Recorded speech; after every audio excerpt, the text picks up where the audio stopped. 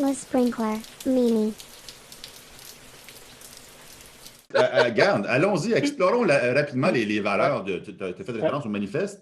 ouais. Pas le manifeste agile, le manifeste de Scaling Scaling manifest, exact. Manifesto. Parce que où ce que je m'en allais, c'est qu'à la fin de la Tu viens journée, de le dire, ouais, shared vision over aligned processes. exact, Tu viens exact. de le dire, là. Ah Et oui. c'est un finger à des predefined frameworks, là. C'est ça, qui sont Exact. les Et auteurs de over, ça? ça ne veut pas dire, on se souvient qu'on a appris avec le premier manifesto qu'over, ça ne veut pas dire au détriment de l'autre. Ça ne veut pas Ça dire veut dire au détriment de ça veut dire l'autre. que j'en valorise un davantage que les autres. Et si le Ça veut dire que process si t'as deux permet. Et piastres, qu'un est au service de l'autre. Un est au service de l'autre. Exact. Fait que si le C'est process me très permet de important. créer de l'alignement et de la vision, fait que tu sais, c'est de la même façon, tu sais, pourquoi qu'on crée un sprint planning? C'est pour essayer de créer un alignement sur une vision, un objectif commun à une équipe. Pourquoi qu'on fait de la planification à l'échelle? Moi, les gars, si ça peut durer une demi-journée à place de 2 jours, là, je suis all-in. Là. ou une demi-heure. Mais encore une fois, si je suis obligé d'avoir 100 personnes dans une salle avec 3 couches de vice-président pour se créer de l'alignement pour le prochain 10 semaines, ben, c'est notre point de départ. C'est notre point de départ. Organic growth over predefined structures. Ouais. Ça Ouais, c'est peut-être. Je les ai relus, je vous avoue, parce que je savais que je les ai relus, puis c'en est peut-être un que je me suis dit, lui, il a le challenge dessus, ou lui, il vient dans mon dilemme mental de. Parce que organic growth, encore une fois, moi, je prends l'organisation dans un état X. Là. Je ne crée pas une organisation flambant neuve. Là. Tu sais, si je pouvais partir une startup et la faire scaler, peut-être, Mathieu, le cas que tu disais, là, OK, il faut. L'organic growth, là, il est parfait. Là, mes conditions que je parlais de tantôt. Exact. Là, mes objectifs de sprint. Attends un peu, là. OK, tu as un département de ci, un département de ça, une équipe de ci, une équipe de ça. Il y a tant de millions de dollars qui descendent dans ton pipeline de livraison annuellement. Je pars de là. Fait que mais je veux. Tu peux appeler ça organic renovations. Ouais, j'aime ça. Exact. Over a predefined structure. Mais moi, ces jours-ci, il y a des exceptions, bien sûr, mais souvent, je ne vais pas arriver avec un predefined structure. Un moment donné, j'ai coaché une équipe. Écoute, la gang, là, ont commencé en dev en 83. Je ne vais pas aller leur dire quoi faire. Ils n'ont vu des RUP, puis des princes, puis des macroscopes, puis des P+. C'est égal. J'ai juste demandé qu'est-ce qu'ils voulaient faire. J'ai dit la seule contrainte, c'est qu'il faut avoir du feedback rapide. C'est tout. Ouais, exact. Qu'est-ce qu'ils voulaient faire, la gang? C'est eux qui ont décidé. Ils se sont responsabilisés, ils l'ont pris en charge. Ça ressemblait en tabarnouche à Scrum, là. Mais, Scrum, c'est niaiseux, Scrum. Mais c'est eux. Puis on l'a fait grandir. On l'a fait grandir peu à peu. Je suis pas arrivé avec mes bottines, puis mon manifeste, ou mon Scrum, puis dire whatever, puis dire, vous allez faire ça maintenant. Exact. On était peut-être même trop Scrum des fois au début. Hein? Ça, c'est la fois que j'ai appris Kanban. Kanban est moins intrusif. Start with what you do now. Start with what you do now. Mais encore une fois, si chaque équipe fait cette réflexion-là, le risque que je cours, c'est que j'ai plein d'équipes agiles, mais je n'ai pas d'interaction agile entre les équipes, puis je ne gagne pas en performance bout en bout. C'est l'autre qui arrive en dessous, l'autre. L'autre, tu vas l'aimer. Oui, mais qui vient répondre pour moi. High Performing Organization, exact. Et là, Over High Performing Teams. Et là, je travaille peut-être plus aussi, des fois, avec les équipes de middle management que les équipes planchées, moi, dans les dernières années. Puis, un des messages que j'ai pour eux, c'est, on dit à vos gens de devenir des équipes agiles.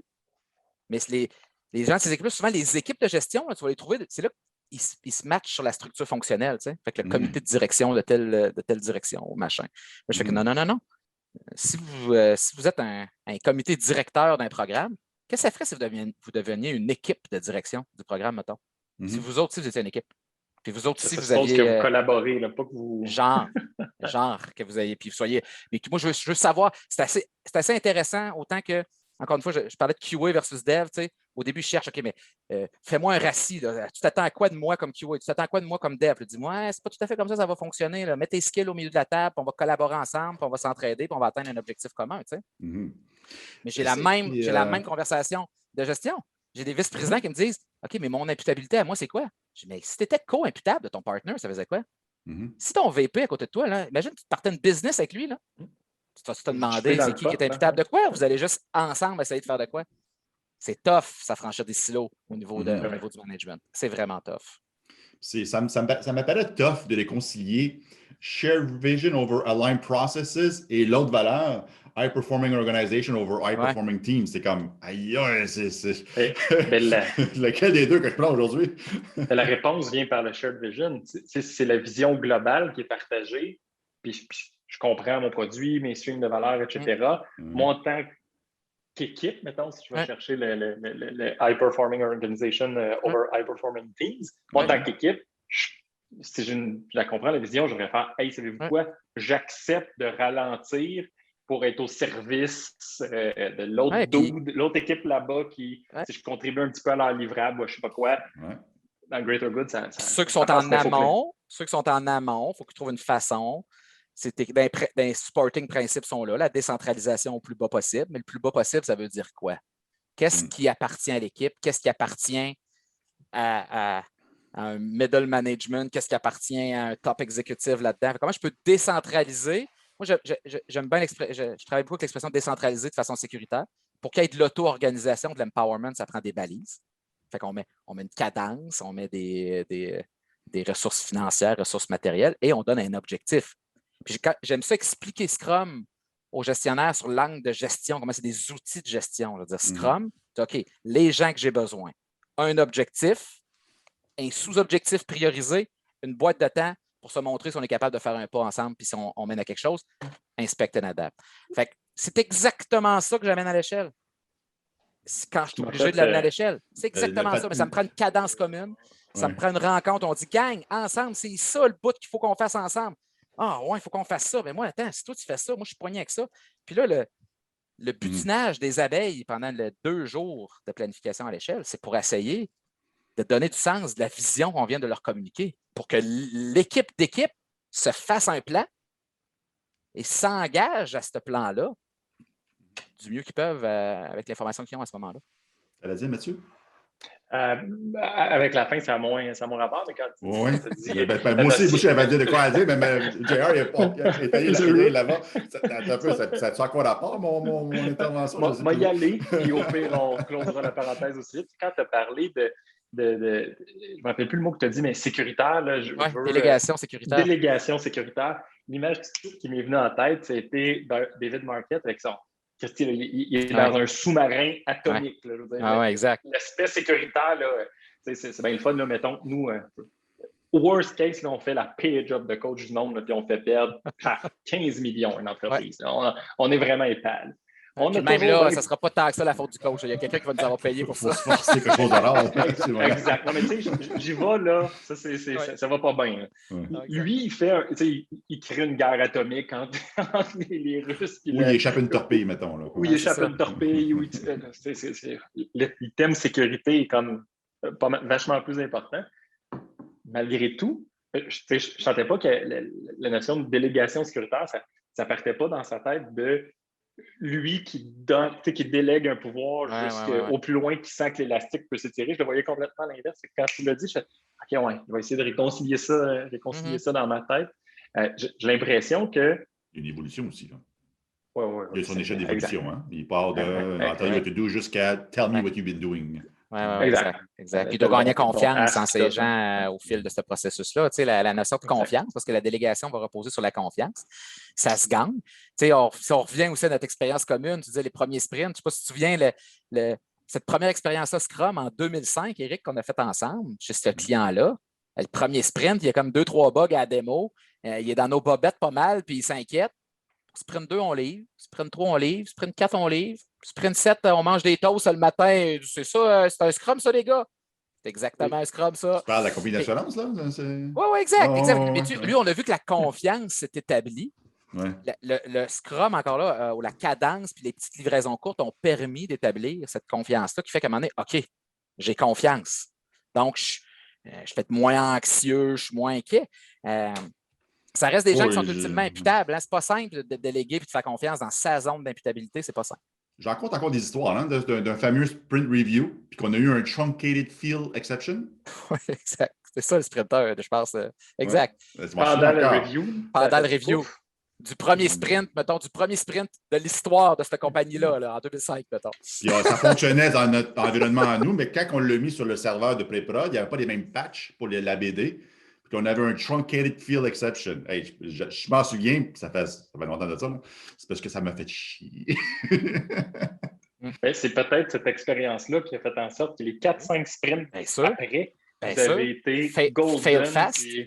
Fail fast. Ouch! Ça m'a fait mal. Ça n'arrivera plus. Puis là, vous rentrez direct dans le gros changement culturel. En tout cas, avec moi, j'essaie de nommer du mieux que je peux. C'est Monsieur le vice-président, si tu te plantes, si tu changes d'idée, si tu n'as pas l'air en contrôle de tes dossiers, il se passe quoi?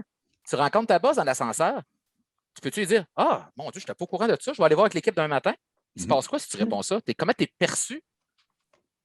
Fait que c'est pas simple. C'est pas simple. Passer d'un mode predict and plan à un mode sense and respond. Et moi, l'intervention que je voulais faire il y a à peu près une demi-heure. Ça se prend une étiquette. Je voulais surtout informer Jean-René que tu parles à deux personnes qui rêvent de passer de l'auto-organisation à l'autogestion. Où les gens décident de leur salaire, décident de qui embauche, qui vont congédier, et tout, l'organisation opale, là, essentiellement. Là. Et que oui, on a Mathieu va parler pour moi, je ne veux pas te mettre dans le même panier. J'ai mon étoile du Nord, là, puis je dis, qu'est-ce qui pourrait potentiellement nous approcher de ça? C'est sûr que les premiers exercices qu'on fait, c'est aussi qui est quand même populaire, qui est quand même assez sécuritaire, c'est les self-selection. C'est bien encadré, ça fonctionne bien. Puis, touche du bois, jusqu'à maintenant, c'est cool. Ça va bien. Mais juste ça peut laisser des traces. Pardon? Je dis juste ça peut laisser des traces dans l'organisation. Tu peux en avoir qui sont pas à l'aise de ça. J'ai des gens, mettons, des fois des départements RH qui me disent Colin, votre histoire d'agile, je devrais voir ce que j'entends dans mon bureau quand le monde démissionne. Là, exact. Mais ça me dit c'est sûr que de prendre des responsabilités pour certaines personnes, c'est très angoissant. C'est juste dire ce que l'autre me dit de faire. Ça enlève tout le stress. Puis si j'ai un échec, c'est pas grave, je peux blâmer l'autre. Donc, me mettre dans une position de responsabilisation à la Christopher Avery, c'est un gros défi. C'est pas facile pour tout le monde. Peut-être un peu plus naturel pour des entrepreneurs comme moi et Mathieu, parce que j'imagine qu'on s'est parti en business parce qu'on aime ça. On aime ça prendre des responsabilités. Mais pour d'autres, c'est très inconfortable. Puis comment nous, on peut faire comme coach pour créer un environnement où c'est pas si pire que ça. C'est valable. Ça, c'est bien. Mais c'est quoi la prochaine étape, par contre? Comment éviter que l'auto-organisation devienne de l'auto-désorganisation? C'est comme si moi, mentalement, pour tendre vers de l'autogestion, encore une fois, moi, mon contexte à moi, c'est de la compagnie d'assurance, c'est du gouvernement, c'est de la grande entreprise. Il y a tellement de marches. On va marcher 5 km avant de pouvoir être un Ironman. C'est comme si j'ai un côté très pragmatique qui fait que je reste bien dans le concret de ce qui est possible souvent avec les clients. C'est pour ça que j'aime bien des fois faire un petit saut dans des plus petites organisations qui peuvent se permettre d'explorer peut-être certaines pratiques managériales. Comme Mathieu, c'est entre deux grosses organisations. Oui, un peu ce que tu me parlais, Mathieu, tantôt. Exactement. Ouais. Un peu plus de PME. Une fois de temps en temps, ça fait du bien. Ah oui. Assurément. Oui. On n'a pas parlé de la dernière valeur. Team Empowered Responsibility over Organizational Policies. Fait que over, encore une fois, davantage que. Mais qu'est-ce que je fais? C'est quoi le just enough? Est-ce que les politiques sont au service de créer des équipes empowered, pour utiliser un anglicisme, responsables? Exact. Et là, c'est ce qui fait que je trouve que aussi la deuxième, troisième vague d'agilité est plus transformationnelle que la première. Parce que comme je dis, on s'en sortait une équipe agile, un projet agile. Mais là, je veux passer à l'autre marche. Là, j'ai besoin que ma structure organisationnelle suive, que mes politiques RH suivent, que mon modèle de financement et de gouvernance suive.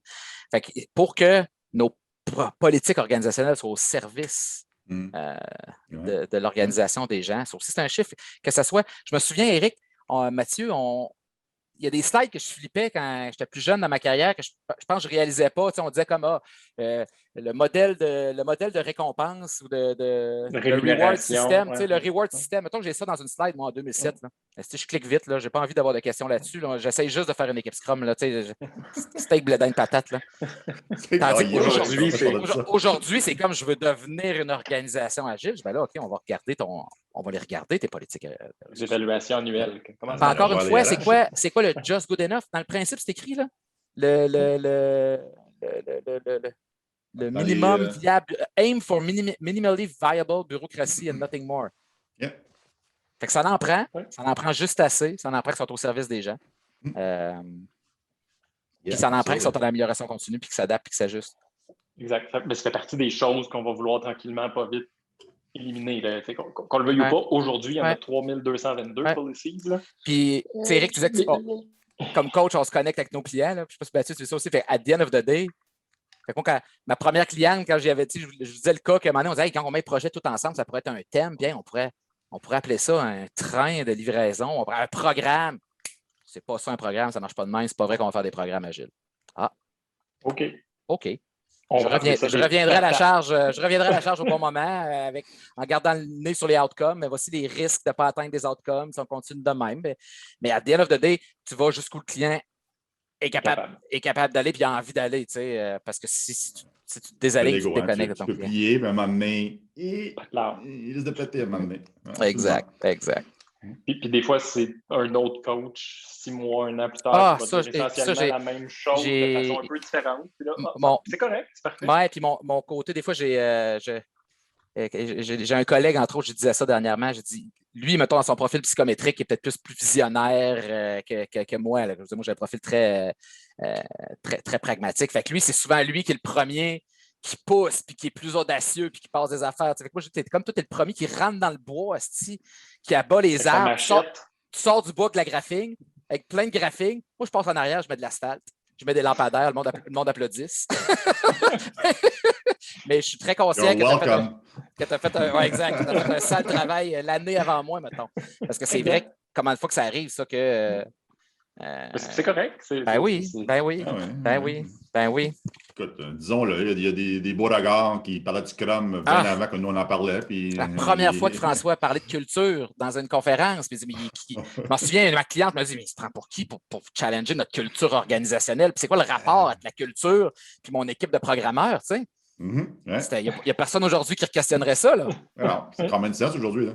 Ouais, exact. Fait quoi, François, c'était 5 ans comme faux en avant, là.